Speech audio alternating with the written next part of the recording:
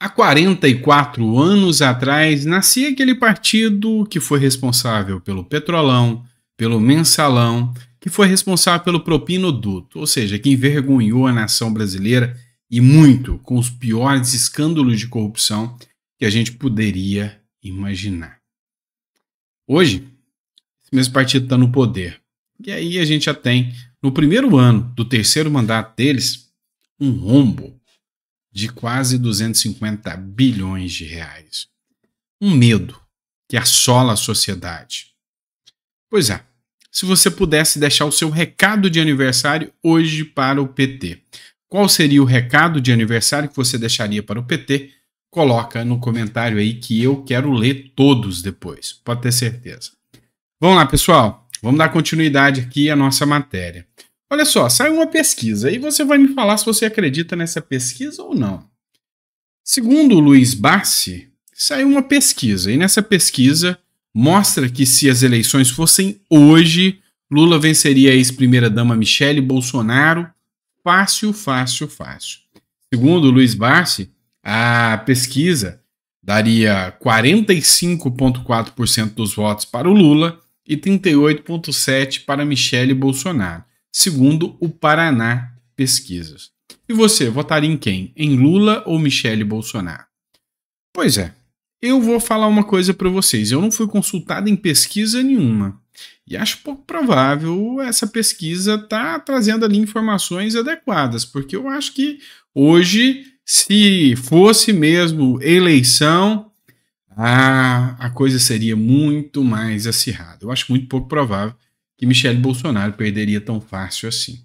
Michele Bolsonaro já começou a construir os seus méritos políticos, vamos dizer assim. Então, Michele Bolsonaro já vem ganhando protagonismo, já vem aparecendo bastante, e no caso de Bolsonaro não poder estar fazendo o seu papel, 2024 vai fazer uma diferença muito grande, principalmente para Michele Bolsonaro, que vai ter que ter um protagonismo ímpar em 2024 se quer eleger prefeitos e quer tentar fazer a diferença. Mas, por outro lado, tem outras pessoas que dizem que até Jesus Cristo, se concorresse com Lula hoje, é capaz de perder. Qual o seu comentário sobre isso? Coloca aí. Vamos lá. Outra matéria que eu quero comentar com vocês aqui é uma matéria do estado de Minas. Bolsonaro pode ser preso durante o carnaval? É um ponto muito nebuloso a ser respondido. A pergunta deste carnaval, no meio político, é apenas uma. O ex-presidente Jair Bolsonaro pode ser preso a qualquer momento? O ex-chefe do Executivo Federal e seus principais aliados são suspeitos de participar de uma tentativa de golpe de Estado para invalidar as eleições presidenciais de 2022. Em conversa com o Estado de Minas, o advogado Acácio Miranda, doutor em Direito Constitucional, do IDP, Instituto Brasileiro de Ensino, Desenvolvimento e Pesquisa do Distrito Federal, explicou que mesmo diante das novas evidências expostas pela PF, não há elementos, por hora, para manter uma prisão preventiva do antigo chefe do Executivo. Porém, segundo a Polícia Federal, não há impeditivo por conta das datas para serem realizadas as operações, assim como a prisão, e que, mesmo com o feriado existente, agentes de plantão e que ficam de sobreaviso em caso de necessidade. Ou seja, a Polícia Federal está preparada hoje para prender o Bolsonaro, inclusive durante o carnaval. Seria um momento em que muitas pessoas estão intertidas, seria um momento em que muitas pessoas estão aproveitando o feriado, estão aí curtindo a vida, e que talvez não tivesse uma repercussão tão grande, uma mobilização tão grande, caso eles resolvessem prender Bolsonaro bem no meio do carnaval. Imagina, se acontece uma prisão bem no meio do carnaval, fica tudo bagunçado, várias atividades estão paradas, as pessoas não vão ter uma comoção social tão grande e provavelmente não teria um efeito tão perigoso no caso de uma prisão de Bolsonaro. Pois é. Mas enfim, o que é o seu comentário? Você tem medo de que Bolsonaro, você tem a preocupação de que Bolsonaro possa ser preso durante o carnaval? Ou você acha que não, isso não pode acontecer? Coloca no comentário, quero saber a sua opinião. Vamos lá. Outra matéria que eu quero trazer para vocês é a do Brasil de Fato. Policial militar atira 2 vezes em homem desarmado na Baixada Santista. Operação Escudo já matou 15 pessoas em 7 dias. Esse jornal é de extrema esquerda, tá? Um homem foi baleado 2 vezes na tarde de ontem por um policial militar no Parque Bitaru, em São Vicente. A vítima, que é coordenador da Secretaria de Serviços Públicos do município, foi atingido na perna e no tórax. Segundo a Secretaria de Saúde da cidade, ele deu entrada no Hospital Vicentinho, estável e consciente. Estão tentando deturpar isso aqui. O que aconteceu? Eu vi toda a cena filmada. O policial em meio a uma multidão. O cara chega agredindo o policial. O policial manda ele se afastar. Ele vai para cima do policial para agredir o policial. Ele atira na perna do sujeito e manda o sujeito ficar quieto. Mesmo com a perna baleada, ele continua indo para cima do policial e quase dá um soco no rosto do policial. O policial atira. O policial se manifestou e falou que é legítima defesa. E é óbvio que é legítima defesa. A legítima defesa, ela não especifica os meios que o agressor tem que estar utilizando. Então, se um cara vem para cima de você e os meios que você tem para se defender é dar um tiro nele, isso ainda é legítima defesa. Isso é o básico do direito. Então, sim, o policial agiu em legítima defesa porque o vídeo é claro, evidente. O cara partiu para cima do policial.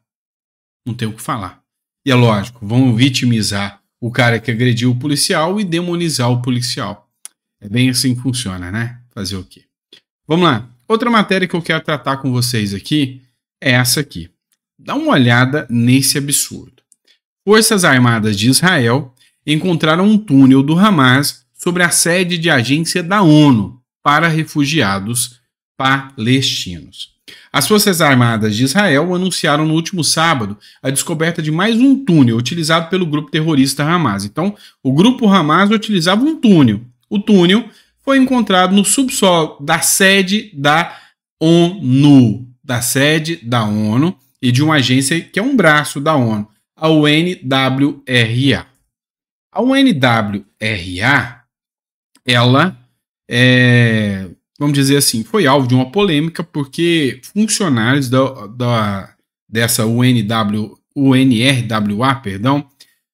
participaram do ataque do Hamas. A maioria dos estados democráticos do mundo suspenderam recursos para essa instituição, menos o Lula. Lula prometeu não suspender, mas aumentar as doações à UNRWA, acusada de ligação com Hamas. Então vamos lá. A instituição é acusada de ter participado, um braço da ONU, de ter participado dos ataques terroristas do Hamas. Todas as sociedades democráticas que existem ao redor do mundo falam, então não vamos mais mandar dinheiro para essa instituição. Agora, forças especiais descobrem que havia um túnel do Hamas debaixo da sede da instituição. Coincidência, né? O Lula anuncia que vai aumentar recursos. E aí o André Lageste, que é hoje um dos maiores representantes da comunidade judaica no Brasil, ele escreveu o seguinte: a decisão do governo Lula de aumentar a ajuda à agência da ONU para os refugiados palestinos, a UNWRA, enquanto dezenas de democracias pararam de fazer a doação, é mais uma prova da cegueira ideológica que o atual governo brasileiro tem em relação ao conflito palestino-israelense. A ajuda aos palestinos precisa e deve ser feita e aumentada, mas não através de uma agência ineficiente, corrupta e envolvida diretamente com os grupos terroristas em Gaza. Olha, os iguais se atraem, ineficiente, corrupta. Fazer o quê? Então, assim, é uma vergonha para o governo brasileiro. E eu vou te fazer uma outra pergunta. Peraí, nós não estamos em déficit público, nós não estamos com rombo nas contas públicas? Está sobrando dinheiro para doar para a instituição ligada ao Hamas? É sério isso? Você acha que isso é lógico, isso é sério, isso é salutar para a nossa economia, para o nosso país? Você acha que o exemplo passado através disso é bom? Se você acha, o seu problema ou é moral, caráter, ou é falta de cognição mesmo.